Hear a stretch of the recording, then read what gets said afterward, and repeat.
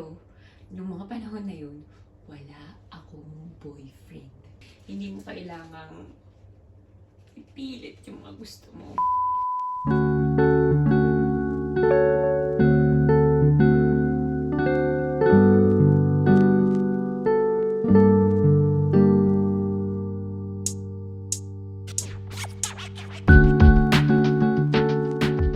Hi guys! Welcome back to my channel, and kung bago ka dito sa channel ko, welcome aboard, or should I say, bienvenido a bordo.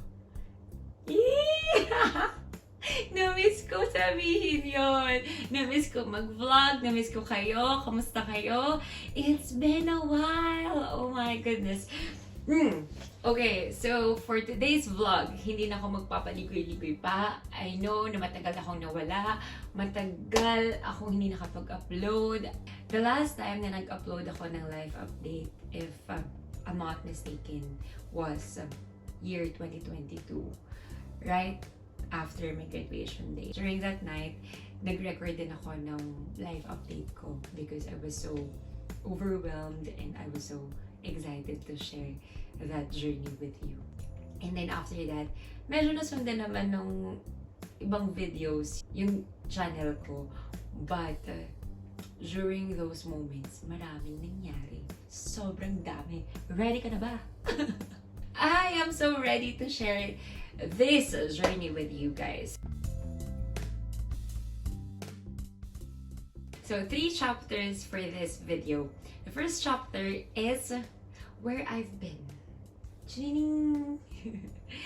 So, saan nga ba? Ano nga bang nangyari sa akin this past few years? Naiinip na ba kayo? Oh, dyan ka lang. Dahil chismosa ka. Dyan ka lang. Kidding aside.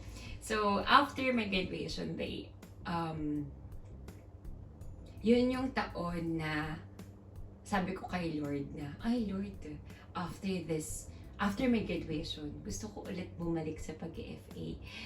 If you still remember guys, na nung dun sa last upload ko, nung graduation ko, nag-share ako ng mga nararamdaman ko nung time na yun, na gusto ko, na sobrang nalulungkot ako, na umalis ako sa previous job ko, na umalis ako sa pagpa-flying, and sobrang sad ko lang talaga nung mga panahon na yun. And then, after that, after my graduation nga, I was really praying to God na, Lord, I think I want to go back to flying. But, alam nyo guys, nasa Philippines pa lang ako. Ang plano ko na is, I'm gonna finish my master's degree in Spain. And that is for 1 year. And then, after 1 year, I want to go back to flying. And that was my plan before. Back then, nung nasa Pilipinas pa ako. So, edi syempre, yun na yung plano ko. Inano ko na siya. Naka-mindset na ako doon. I did my best para sa master's ko. So that, after my master's degree, sabi ko, babalik na ako ng flying. And mag-a-apply ako sa mga international airlines. Like, for example, Qatar Airways, Emirates, and Etihad. Yan ang mga target airlines ko. Because before, I was working in Cebu Pacific. So, syempre, after Cebu Pacific, the next goal na will be international airlines. So, that was my plan, no? Ang mag-apply sa international airlines. Then, nung nag-a-apply ako, syempre, excited ako kasi magbabalik ako sa flying. And I was so positive that time na, because I had the experience, 6 years ako sa Cebu Pacific. So, I was really confident that matatanggap ako. Kasi syempre, diba, if you have the experience, syempre, wow, alam ko kung anong ginagawa in flight. I've experienced a lot of things in the aircraft. And even outside the aircraft, diba? So, ang dami kong na-experience sa eroplano at sa flying journey ko. So, ako naman, sobrang confident din ako. In fact, naging overconfident ako. And God humbled me. Sobrang hinambal ako dyan ni Lord. Parang nabatukan ako ng very light. Parang, ganun. Na-disiplina ako doon ni Lord sa part na yun. And then, edi ayun na nga. So, medyo kinalmahan ko yung pagiging overconfident ko. And, God humbled me to the point that ano lang, parang even you have the experience, you don't have to be like that. And so after several applications, I didn't make it. Hindi ako natatanggap. Hindi ako nakukuha. Sabi ko, Lord, bakit? Bakit hindi ako natatanggap? I was really questioning Him. I was really doubting myself na, anong mali? Am I doing something wrong with my application? Bakit? Ang dami kong tanong during that time. And this was year 2022 hanggang 2023. Tama ba? Yes. 1 year, 2022 to 2023. And 2023 to 2024 ng February. Almost 2 years, ginagawa ko to. Nag-a-apply ako na nag-a-apply. But remember, kapag nag-apply ka sa airline, hindi ka pwedeng after mo mag-apply is mag-apply ka na the next mass hiring. Hindi pwede yun. Dahil sa airline, kapag nag-apply ka and hindi ka natanggap, you have to wait for another 6 months for you to be able to reapply again. So, ganong level of waiting, 6 months. Ganon. So, habang naghihintay ako ng 6 months, alternatein ko yun. Apply ako ng Qatar, tapos pag ako natanggap, okay, pag may hiring ulit yung Emirates, mag-apply ulit ako. Tapos after nun, di pa rin ako matanggap, edi wait ulit ako dun sa Qatar or Etihad. Ganyan. So, ano yan, try ko talaga lahat para lang makabalik ako. Kasi, bakit ko ba gusto kong bumalik sa flying? I was asking God, bakit ba Lord? Bakit ko ba to pinipilit sa'yo?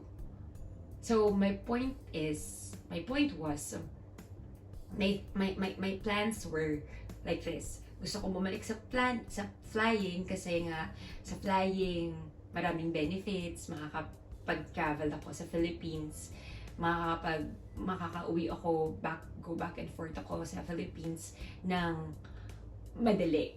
Meron akong travel benefits, diba? So, malaki yung matitipid ko sa pag-uwi sa Pilipinas and mas ma-visit ko often sila mama, sila papa, yung family ko, diba? So that was my desire back then. Tapos, makakapag-ipon ako, malaki may ipon ko kasi pag FA ka ng International Airlines sa Middle East, talaga namang maraming benefits yan. Like, wala kang babayarang bahay, and pagkain mo lang literally iisipin mo. So, yun. So, ang daming benefits na iniisip ko. So, that was my plan before. Kasi nga, it was very convenient para sa akin. Kasi nga, hindi ko kailangan mag-isip ng, kumbaga, provided lahat eh. So, unlike here in Spain, na yung bahay, medyo may pagka-pricey talaga compared doon na wala akong babayaran. Dito talaga almost half of your salary makakain just for your house, 'di ba? House rent lang 'yun, apartment lang 'yun. And hindi nga yung buong apartment, room nga lang 'yun eh. Tapos pag umuwi ka pa ng Philippines, it would cost you 60,000 or more pa, 'di ba? Kapag for example, Christmas yan or Holy Week yan, ayun yung mga times na mayroong bakasyon as a teacher. So anyway, so yun yung nakikita kong difference between the two. Between going back to flying and dito sa life sa Spain. So after nun, nung hindi na ako natatanggap, I was really praying to God na, Lord, bakit kaya? Ano yung plano mo para sa akin? Ang dami ko na kasing naging doubts, ang dami ko na naging worries, and yung faith ko, natabunan na siya ng fear. Kasi ang dami ko ng questions kay Lord. And God reminded me of my prayer before. Nung time na nagtatanong ako sa Kanya. Because I remembered praying before na, Lord, kung mag-aasawa ako, wag mo na ako ibalik sa flying. Yun yung sabi ko sa Kanya. Kung mag-aasawa ako, Lord, wag mo na ako ibalik dun. Kasi I know na kapag nag-family na ako, magiging iba na yung life. Magiging iba na yung priority ko. And kapag flying ka, medyo but possible pa rin siyang gawin, yes. But for me, dahil nga na-experience ko, nag-a-abroad ang parents ko, so I would like to be a hands-on mom or wife at least. Hindi naman, it doesn't mean naman natitigil ako sa pagtatrabaho, but I think gusto ko lang na nakikita ko nag-grow yung family ko, na nandun din ako. If it is possible as well. Pero, nung mga panahon na yun, wala akong boyfriend. Wala akong boyfriend. So, I was asking God, Lord, wala naman akong boyfriend. Pero ba't di mo ako binabalik sa flying? Hindi pa ako mag-aasawa kasi wala pa naman akong boyfriend. So, pabalikin mo muna ako sa flying para makapag-ipon ako. So, yun yung dasal ko talaga sa kanya. So, grabe yung pagpilit ko sa mga bagay-bagay kay Lord dahil lang gusto ko. And dahil lang tingin ko, yun yung dapat na journey na tinataha ko. Because that was my plan. So, God made me realize that hindi sa lahat ng pagkakataon masusunod yung gusto mo. Kasi masyado akong na-spoiled sa Philippines eh. Kapag nag-a-apply ako, nakuha ako, hindi ako nakaranas ng rejection sa Pilipinas. So, nung nandito na ako, that was the first time that I got rejected, na talagang na-experience ko yung mga failures. Kasi knowing myself, I was really determined eh. I am a person that is determined. Talagang sobrang determinado ako, sobrang matyaga ako, hindi nagpapahinga, lumilipad ako, magbebenta ako. Dami kong ginagawa in life, hindi ako tumitigil. Talagang raketera ako ng taon. But nung na-experience ko yung rejection here sa Spain, nanghina ako. Para akong talagang nawalan ako ng lakas, and yung self-confidence ko medyo bumaba siya. So, pinakita sa akin ni Lord na meron nga akong rebellious heart that time. Kasi hindi ko alam kung ano na bang next, Lord. Dahil wala naman akong nakikitang nangyayari. Is sobrang anxious ako. I was really scared of the unknown. Takot ako kung ano ba yung ano bang next step. Diba? Kung panoorin mo yung last video ko nung after my graduation, I was sharing there na tinatanong ko sa Lord, hindi ko man alam yung next step, pero magtitiwala ako. But during that time, sobrang takot na takot ako. But still, I chose to trust Him kahit na natatakot ako. I didn't have the direction back then. Wala akong direction. Sana ba? Ano bang gagawin ko dito? Ano bang career ang gagawin ko dito? And it's really difficult, especially if you have a student visa here in Spain. So it's another story to tell. Hindi ko siya isasama dito kasi mahaba yun, guys. Even sa trabaho ko dito, sabi ko, because I was really questioning God then, na, Lord, ayoko naman itong ginagawa kong to. Hindi naman to yung career ko. This is not my profession. My profession is being a flight attendant. Yun ang naka-mindset ako. So, kailangan, dahil yun yung gusto ko, gawin mo yun. That was me before. Sobrang fixated. Sobrang maipilit lang talaga kay Lord. But you know what? During that time na pinipilit ko si Lord, and pinipilit ko yung sarili ko sa mga bagay lang na gusto ko, nakakapagod. Nakakapagod siya. Kasi wala kang rest, wala kang peace. Kasi nga, mahirap kapag pinipilit mo yung mga bagay-bagay. Mahirap kapag hindi pa oras, or hindi na yun para sa'yo, or hindi na yun yung season. I don't want to interpret na hindi na yun para sa akin, because maybe in the future, hindi lang timing, diba? So yun. So, I'm not closing my doors to opportunities na magkakaroon ako. I mean, maybe in God's perfect timing, maybe not, hindi na rin, or maybe, I don't know. I don't wanna figure out yung mga plano at purpose ni Lord sa buhay ko, because I know that His plans and purpose are better than mine. Diba? Kasi yun na yun, matagal for the past few years, talaga namang for the pilit na ako kay Lord na ito yung gusto ko, kailangan gawin mo to. But it didn't give me peace. It gave me confusion, it gave me worries. Well, during those moments na nangyayari itong mga bagay na to, wala akong church community. And para sa akin, isa yun sa pinaka-importante na dapat meron ako. Kasi nung nasa Philippines ako, yun talaga, church community talaga, yung nakatulong sa growth ko as a Christian. I just need a church community, which is God is faithful na ibinigay niya yun sa akin. Tapos, after nun, up until February 2024, nag-a-apply pa rin ako noon ng airline. Yun na yung time ko talaga na nag-surrender ako kay Lord. Na Lord, ayoko na. Pagod na ako. Na sobra na. Napansin ko na mayroon na akong pattern. Kasi di na naman ako natanggap. So, naiinis na naman ako. Ganun na yung heart ko. Ang pangit. Sobrang pangit, guys. As in.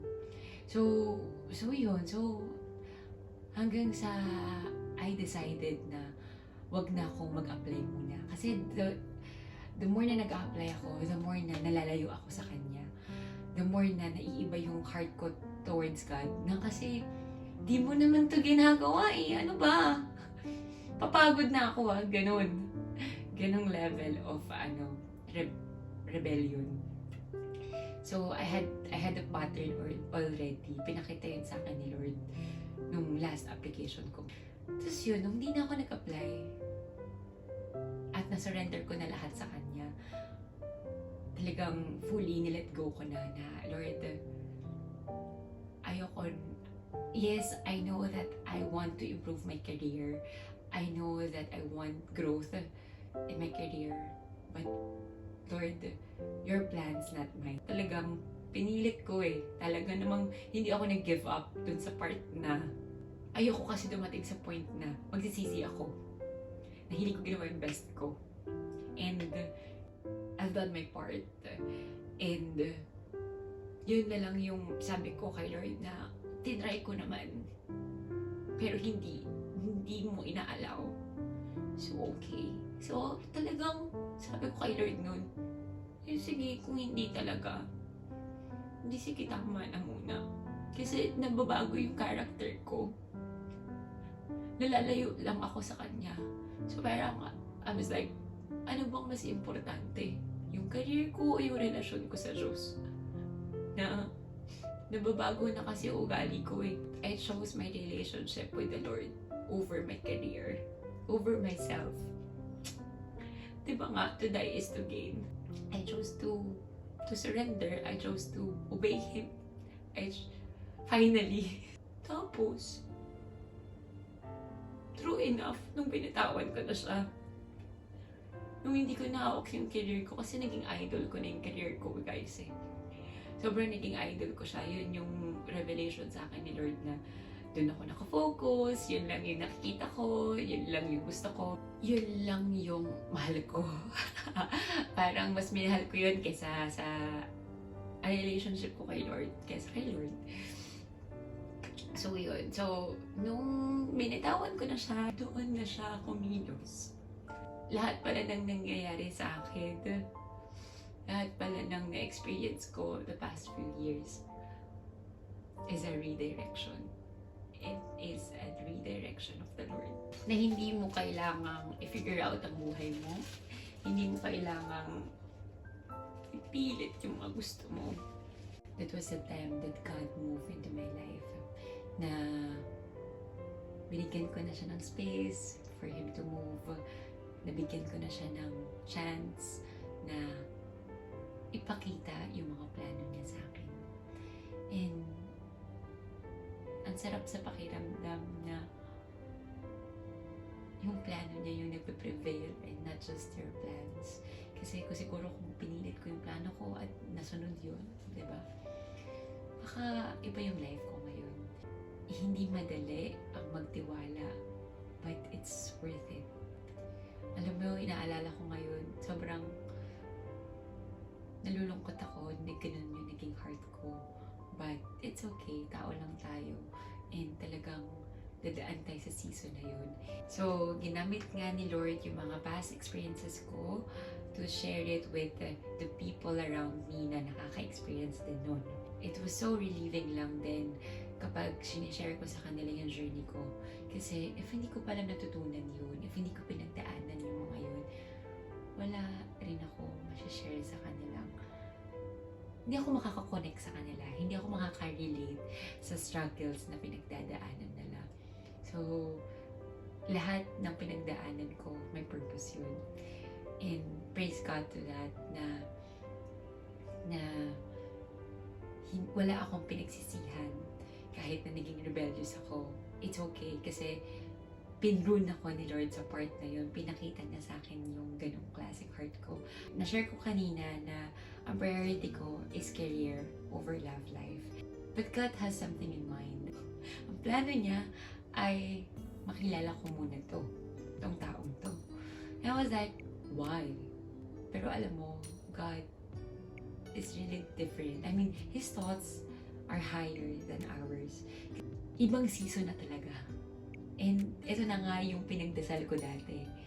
Na kung ibabalik, kung mag-aasawa na ako, wag niya na ako pabalikin sa flying.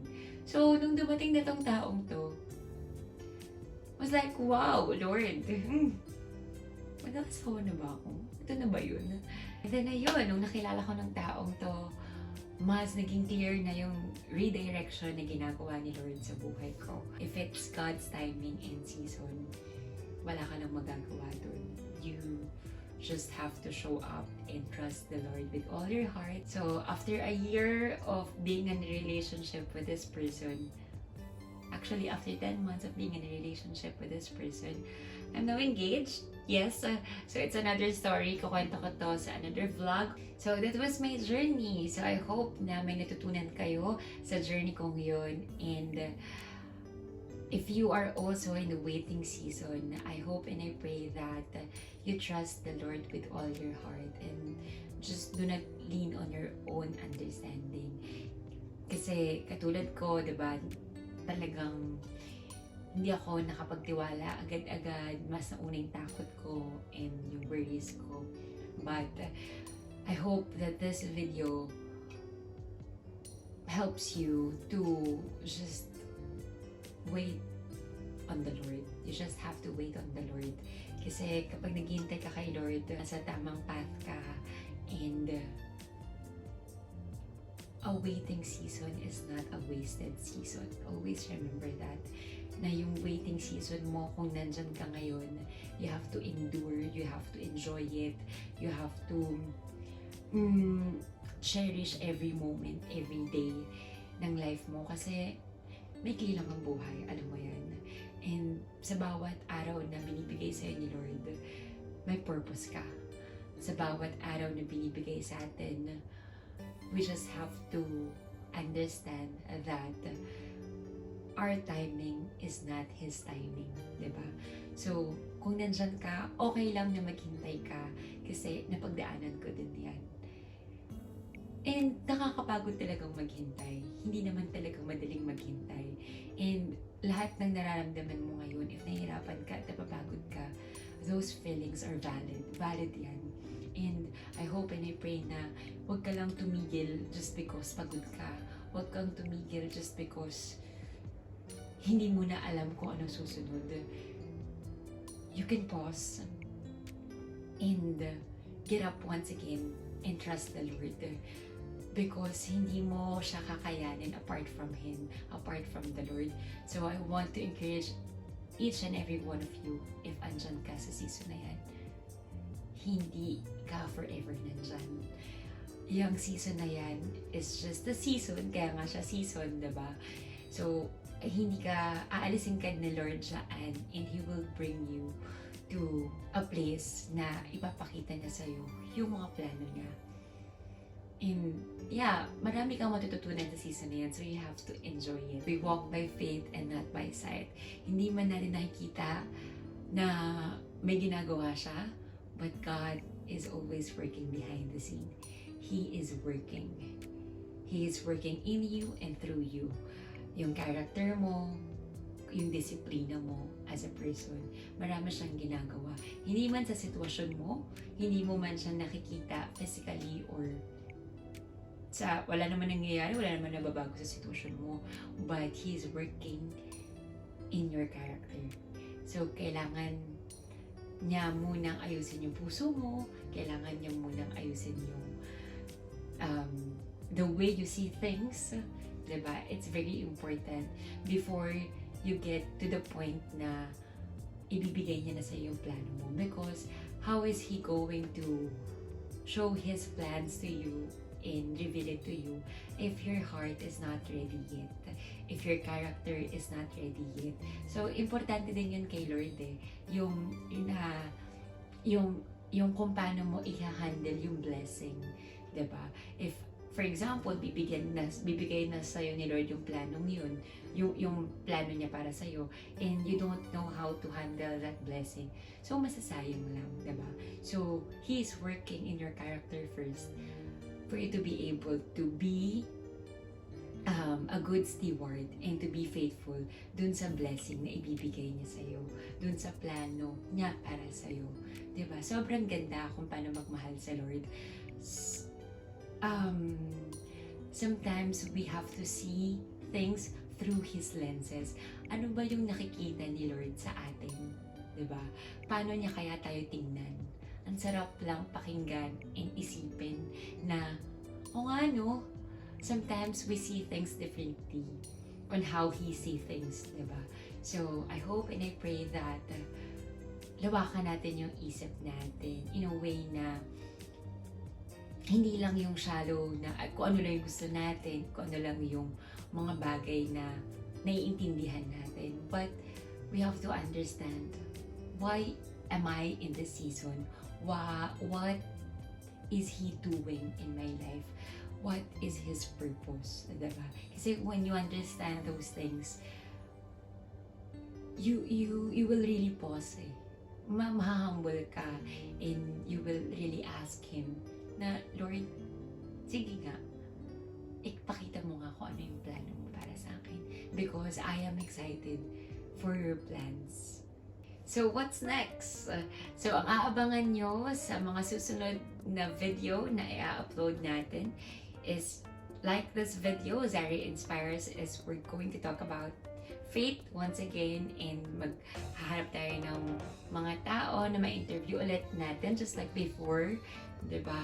And we're going to ask them about anything about their faith, no? And after that, travel vlog, love life vlog. Wow! And syempre, vlogs with my friends and my church community. Yes, so finally, I'm back to my vlogging era. And I hope that may natutunan kayo dito sa vlog na to, just like before, kung paano ko gusto maka-inspire and makatulong sa season na meron kayo. I hope this video helps you. That's all for now, guys. Thank you so much for watching, and I hope na-inspire ka sa video na to. And don't forget to like, share, and subscribe, and ring the bell button for you to be notified for my upcoming vlogs. Bye! I'll see you in my next one. Adios. Tschüss.